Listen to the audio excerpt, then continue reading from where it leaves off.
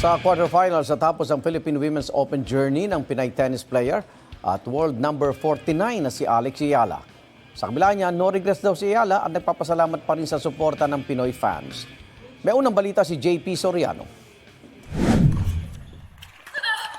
Sa unang set pa lang ng laban ni na Filipino tennis ace Alex Ayala at Camila Osorio sa quarterfinals ng Philippine Women's Open ng WTA 125, agad nagpakitang gilas at nakalamang ang pambato ng Colombia.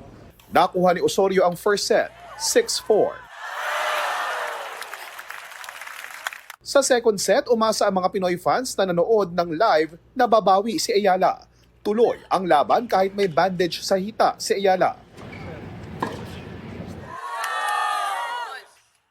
Panay ang hiyawan ng fans ng pangalan ni Alex. Sa isang punto ng second set, saglit na nakalamang si Ayala. Pero kalaunan, mas pumasok ang mga puntos para sa manlalaro ng Colombia. Nakuha rin ni Osorio ang second set sa score na 6-4. Nakuha man ng Colombia ang ticket sa semifinals ng Philippine Women's Open WTA 125. Pinuri ni Osorio ang galing ni Ayala.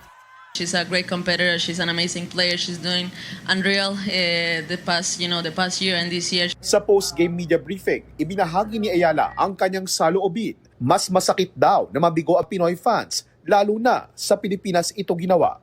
It hurts a little more, and it's a little harder to accept because you want to do the best for them, but yeah, I think I gave it my all and there were no regrets, so I'm happy about that. Bigo mang makapasok sa semis ang pambato ng Pilipinas, bilib pa rin ang mga Pinoy na nanood ng laban ni Ayala.